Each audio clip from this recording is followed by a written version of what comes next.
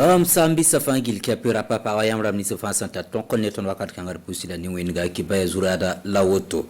zaman dara deputy rambatu mnora poga seka sangazin bene adia seka ayib swaba sombonti session wa tuma single kulimse ampake den governera tarsaba ne porundam kenle zekabna zinbene inampa makweskane 5 bon kangwenga ina kinga kaya bob government wudu yamti bene arjetba nampa mabneng seba ministre leninga sengeta parabayele la nimbuida nanton song tabele zekabna anti console ti projet nansinga bene Lenem sambi set kindat kiba wek sopoen adi zamandara député Ramba Zakapoura seka ayib swaba ampak bene sombonti deuxième session ordinaire adi seka sampakotoa na yikiwa tabla blandi kontume option nantumbum le ninga yablik ngese Burkina Faso gouverneur sandati le ninga tonton tuma sombonti mwenda yomninga sonwata poa tengab sombonti wanzin bene yikasetne tumna pakre adi gana tenga etumna pate tumna tasa zinda bene siada olone Amado Ilbudo et tipam député la matar sab kwese enkelere Alassane Bala Sakande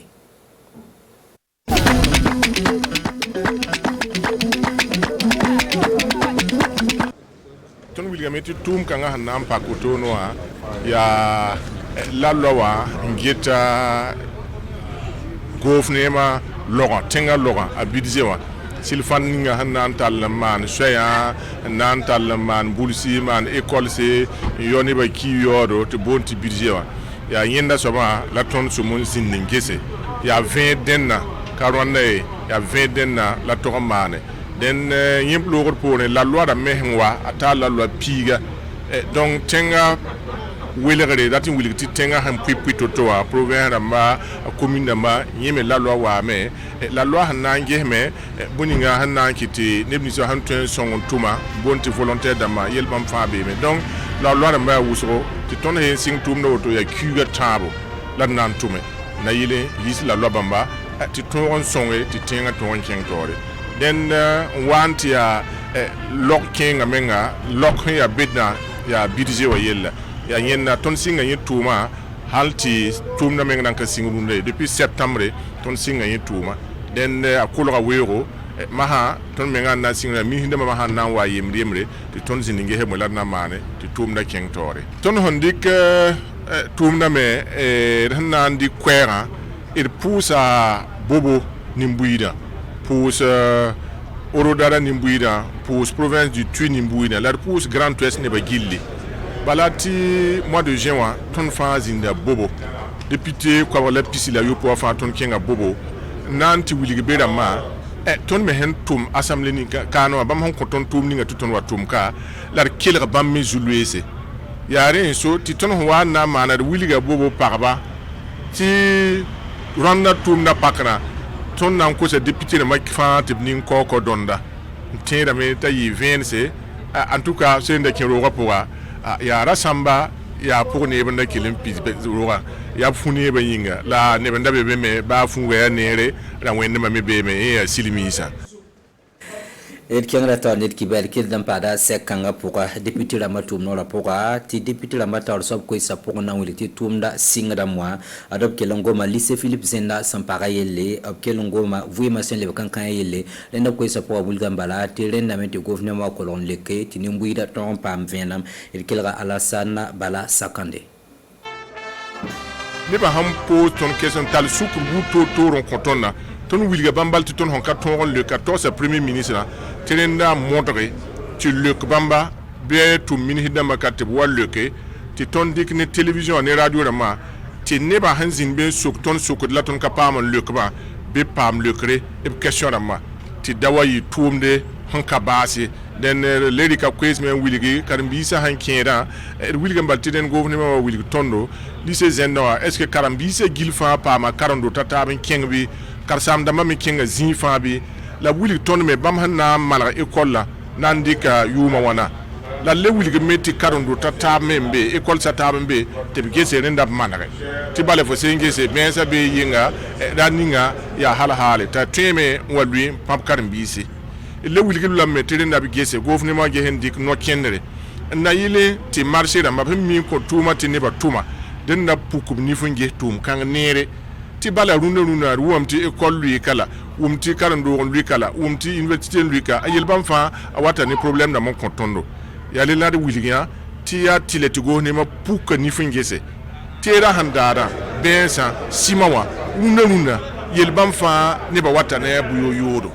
ban yoro watame sima yoro watame den foti bam puku ni fu la le wili metiren bam handik sebnis ba hanna ye tipse na meroro sima toka men man woto ben toka men yoto seb kanga min di kon nimbuida tepse na wa me école ton nenga bi loto yiri bi ton min ti mason entrepreneur han wata a he na man tan kwemde sima sake toka man watan kwem pinase ti ton bi vila hawa mpuku ni finge tepse wala tan man tan kwem pisi obe ti ton yele bati katoye sebra han wa ko tonna ya woto la nimbuida train nare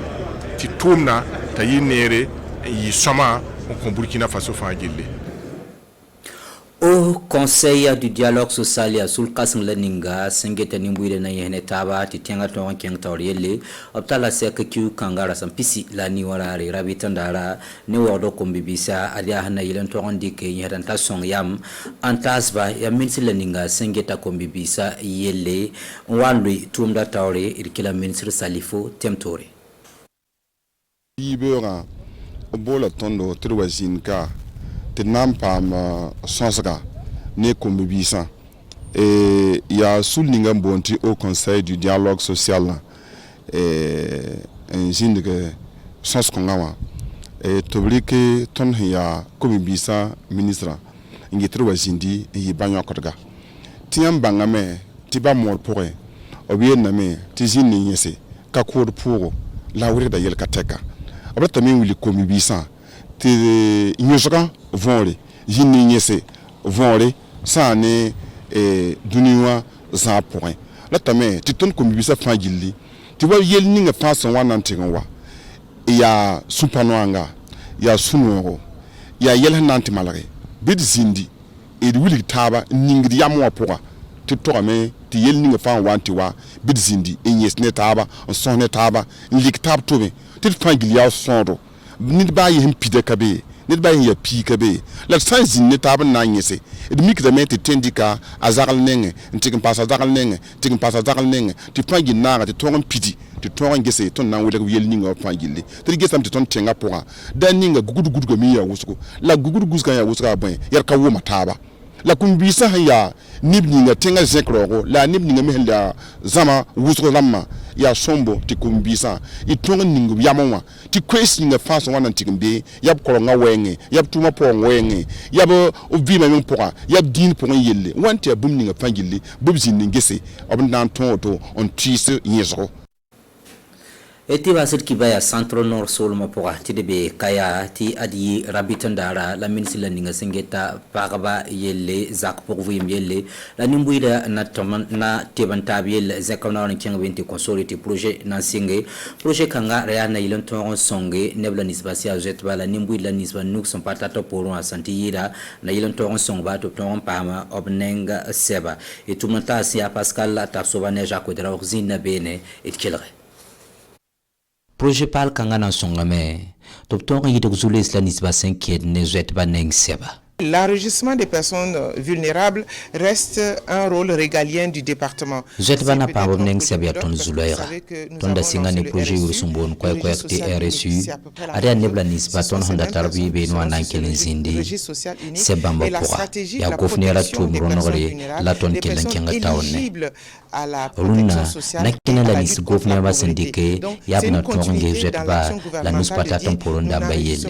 Na yelen tonge ni bamba yele ya inconditionnellement par un registre social fiable unique. Projet kangana ton pam pilisugu ya tum nor sumbonti kona suringeta yelle obsagra ya top ton man neng sep na tabam tous pisnu antas nimbuida pakanta sa wilgam batop serlan same anaya projet. La France est solidaire du Burkina Faso sur des tas de plans et des tas de domaines et en particulier Franten yak da Burkina Faso ram nems kateka santida na yelenge zet ba yela wege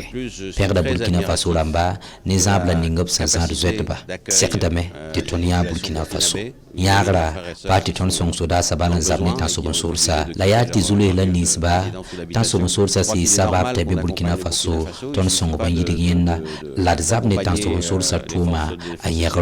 puis lutter contre les fondements même de ces mouvements terroristes. L'igrisson son un projet kanga yikase for millions à tabo.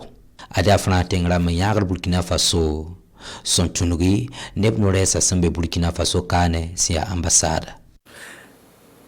Rende sambi sirpusi la barki kila yinga irkiba ni more ya taka ni konta tap sek be winto wakati swat le ansawila lam tununtaga bolibu bakari nya haruka pokane na jonti silmisa pa mablende wana kilanga na zamana bane.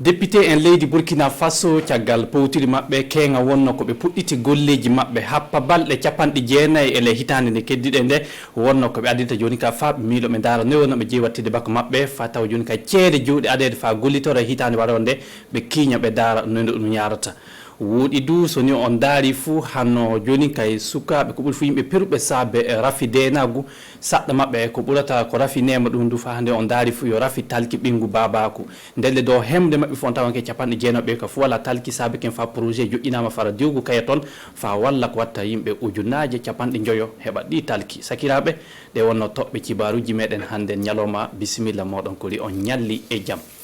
hanko konumi don tobbe cibaruji ni horebe dum wonno député en leydi Burkina Faso kenga nde wonno ko be pudditi golle mabbe ndelle balde capande jeena wonno ko be adata joni kay e lebbitati keddide le nde hitande fa be kinya joni ka be dara hano joni ka buudi juudi adede fa nawtere e dum wonno e le leydi meden duubi hitande warole ni e le don fa handen be daran ko habbudi e dum wonno leydi meden no wori handen ni fu halaji mudum be kalanto ndelle en jahan daren on tede golleji mabbe no yarata no kengande kettine fadde député en e fuddude golle mubboy kengande be attoken be donake maybe tafa balde capanɗe jeenayi heddanibe dum wonno lebbi tati ele nde hitande fa be kala haala jawdi jondi wattede ele bembal ceede leydi meden hitande warore nde gouvernement Burkina Faso do inde Christophe Marie Joseph Dabire be tawama ton o hollike buudi di be anni adude gollitoro hitande warore nde habbodakino e dabareji di horejo leydi meden yamiri wade wakkati jo'inede makko laamunde amma so na cubabe ben kokka lawol tafen doygal majjum be gari fa be kalana député en ele anya mabbe kambe gouvernement so député en kokki lawol fu buudi din adate gollire fa ndenagu hebe ele cellal yimbe faggude mubboy e fa handen habdude e rafi golle yodde tobbe wonno ko be anni darade fa safari mubboy hebe cubabe leydi meden kay kolli do inde horejo mubboy Alassane Bala Sakande ke hunde fuko wawi nafude bibbe Burkina Faso yo dum wonno ko be gadata wodi du ko be kaaja tawa laamu nawtoro jawdi ndi e do labal fa yimbe paama to ndi jawdi wattete jokolbe hemde adabe golle happa lebbi tati ele nokku suudu cubabe ton kambo e ndu puddi golle mubboy kengande leydi Ghana kam du wari do tiri Burkina meden dum wonno député be mubboy ele ontede golle mubboy ton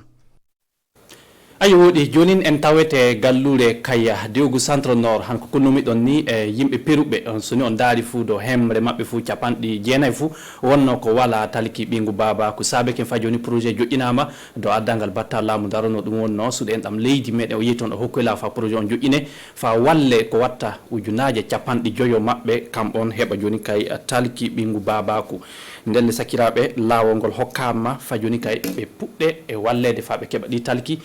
woɗi du soni on daari hano ɗum wonno projet on du yo leydi France kan wonno na ɗotira leydi meɗen ko wana ɗum du hano fedde Conasur kan wonno no dari joni ka e wallude leydi meɗen fa heɓa joni ka walla yimɓe peruɓe saabe rafidenago heɓa ɗi talki sabu ɗin ka yo tilso hande ɓinguel adama nokku fu to tawa na leeɓi na hani du tawde e ndu talkuru sabu ɗum kay yo handuni e majjum ndelle hano batta laamu darano ɗum wonno e suuɗa hen ɗam leydi meɗen ballo ɗum wonno yimɓe le banggal guure muɓɓe toon Marie Laurence Ilboudo mo Marshal o holli du kesso gonga ni kamɓe du yo darade fa walla ɗum wonno peruɓe ɓen kamɓe ndu tawa gurdam muɗum wattito ndeli ko binomi ɗon ɗum ujunaje capanɗe joyo wonno ko ɓe ballata fa heɓa talki ɗin woɗi dow commune aji ko watta capanɗe jeego e jeenayyi les diwoguji tati leydi meɗen ɗum wonno diwogu central nord laamu Kaya diwogu ɗum wonno Sahel diwogu far laamu Dori e tawti ɗum wonno diwogu Lettugare ɗum wonno far laamu Fadde toon wonno ko joni kay yimɓe muɗum keɓata ɗi talki heɓa wallede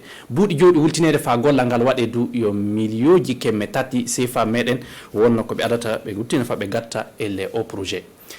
joni en kalta no haala ɗum wonno dokkal ndelle soni on daari fuu hano peruɓe saabe rafidenagu waɗuno ɗum wonno fiyande waɗnode far sona hande hitande e ɗum wonno nde gonɗe nde wakkati lewru tubako jeego ɓuldu nde hay peruɓe limore muɓɓe ne heewi saabe ken fa joni hano fedde no antide sensade kam do adi fa hokkata ɗum wonno yimɓe peruɓe far sona han toon ko watta tonnuji nema 80 wonno koɓe kokkari ɓen yimɓe ɗum wonno keygal nde ndelle hano hoorejo ɗum wonno diwogu toon kanko no ƴettoɗo konngol dewtuɗo hoorejo diwogu ngun ɗum wonno sona han toon no ƴetta konngol Youssoufi Sow en kettino ko wiyata e ko haɓɓodi e dokkal ngal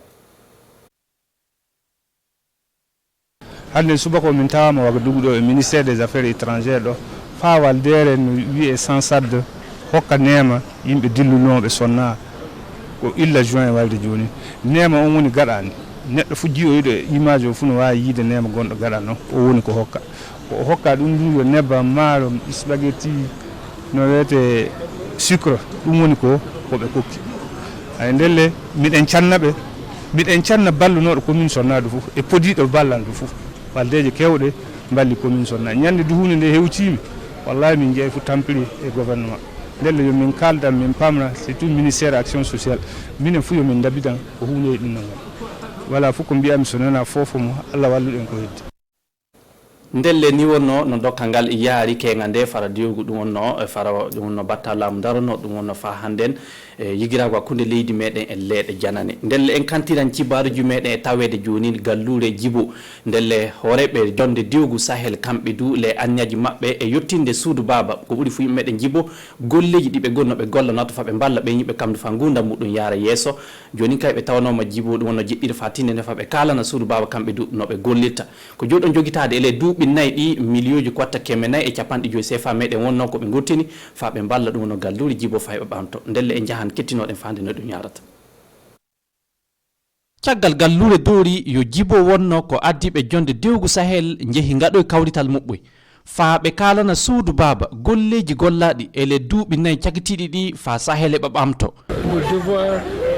de notre institution est de pouvoir rendre régulièrement compte ko suudu service amin jeeyi wadde wakkati fuu yo wadde haalana ɗum wonno yimɓe amin komin gollata ko joomi wiwde tan dabre ɓamtare diwogu Sahel haalatano haala komin jeeyi gollude e jawdi gattandi ele golle ɗen fa min keɓa min kunta haajuji yimɓe ele jonde maɓɓe nden jokolɓe e rewɓe e tawti mawɓe jooɗiɓe Djibo neɗɗo fuu ele maɓɓe adi haala na yetta ɗum wonno jonde diwogu Sahel e wattude baka muɓɓoy fa wuro ngon heɓa ɓamto fay so wakkatiji ɗi nattiɗi. À nos jours, le conseil régional a pu investir plus de 450 millions. ƴuude hitande ujunaji ɗiɗi e sappo e jeɗɗi fa warana hannden milliuji ɗum wonno 450 CFA meɗen wonno ko Djibo heɓi wallira fa ɓamto fay so rafidenagu no wonɗo woɗi du milliuji hemde e 60 wonno ko Djibo heɓata ɗo e lebbi tati keddiɗi e le nde hitande fa wallito e le ɓamtare ton en tout cas de notre chère province. ndelle jonde diwgu sahel hollike gollal ini e bandum wadete e le balde garoje de gallure gorom gorom e tawti seba fa yimbe fu paama ko mawbe dum wonno diwgu ngon ngoni na golla na watta fa sahel meden bamto gasi suudu baba ɗi cibaruji min gonno hande nyaloma o famin jottina ɗon allah holluɗe jango e jamɓe cellal famin keɓa cibaruji goɗɗi min gara min jottina suudu baba jam nyallanɗen fofo moɗon bisimilla sungalo watara e julare.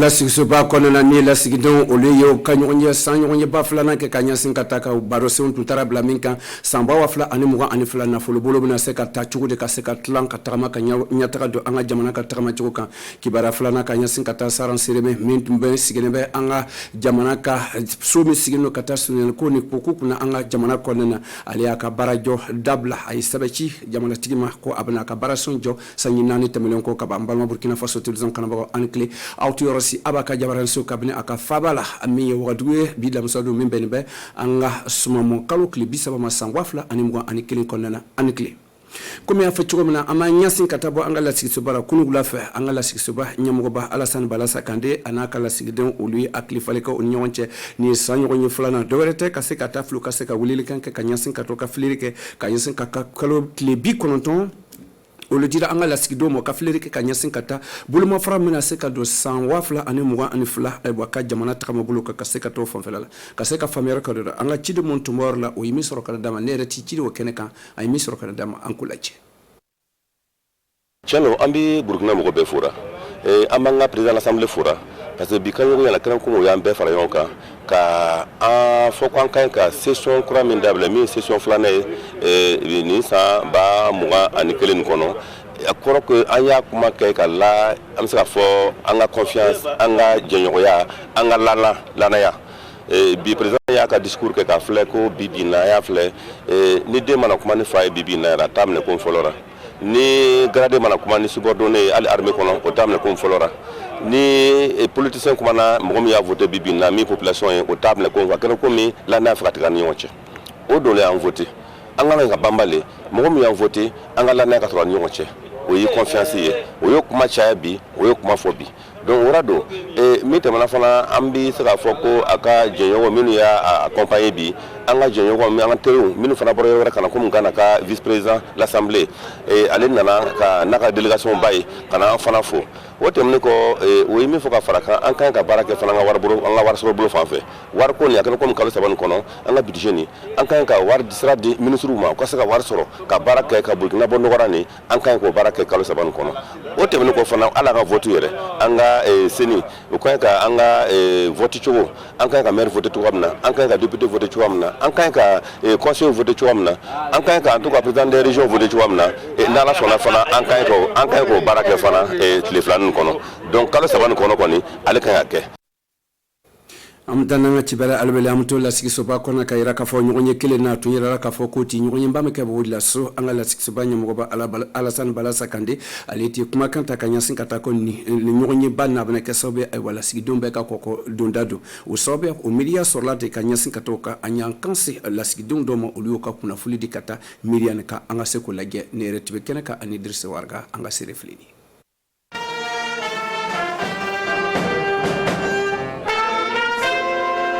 anga anyoy bam kebo député compte engagement à foko effectivement anga session deuxième session là ouverture no billet ko député bebna koko dondado voilà fandon koko donara fandon mukama parce que c'est ka fondeur di ale fantoma ala bataira foko anga chamana ka fandon voilà donc mo mon kenga tambedi au fantoma ou les antibito là donc olu ya u kamalo bo de la so dibito be la yoro ta foko session nga masemana abe na fan bakra kuna wolo yi jamana bakra kuna wolo yi province ku yerema akra kuna wolo bo de la so yerema parce que en bas donc fort effectivement mo so mo barake mo mo koko do dadun mo wa abaran ke tunuma ni de la so ba amalom ki da chambo kan mo yele fara ba fere gela fara bo kan ala donc ale fidèle ni tigi chama bara donc ni amu yere yi jamana ka lasigidon yi assemblée nationale là ni ay bara commencer temps nam olu ko no kera de fait signalement lo mumi artisan yi mumu bolla bara ok amu encourager ama yera fana ka fo jamana de to yi ko o ka kanga nulu fanu don ala ni jodon fana fan sana de fait mumba barake amna lafiya do ma amna ke fana ko sa ka donner fla so amna ke fana ko ka bolo yema so ko sa ko dara dumuni so paran ko amatana nga chibara sasa kumu kubara fulana nti afa chukumune saran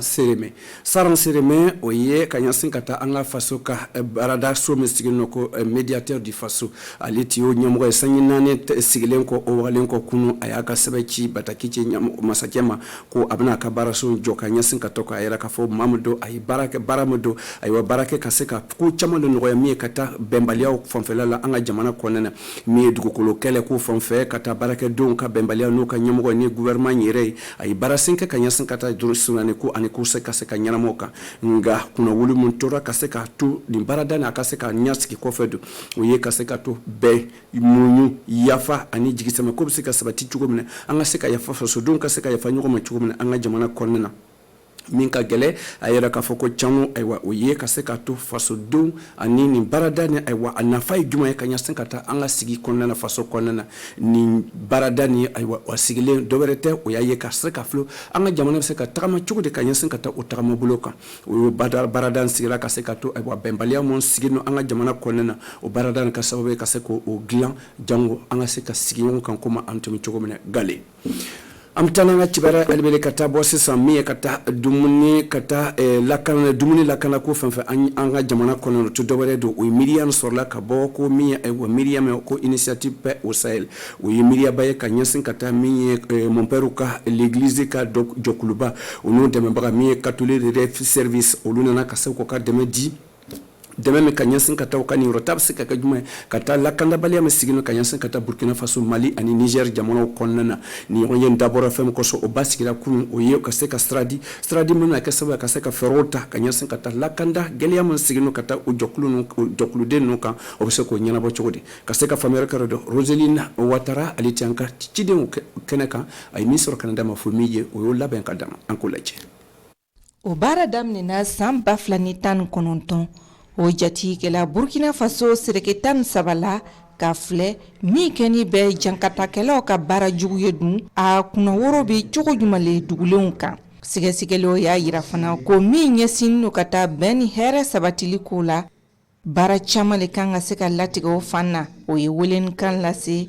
église ano nyemauma o ko ni rotake kosobe mi mina ke sababuye ben kaseka sigi Burkina Faso jamana kono ni hakli jagabo mi latigelatin ni Monseigneur Alexandre Yiki Bazi seraka ni rotake kiti aleni benko fana Sahel marakono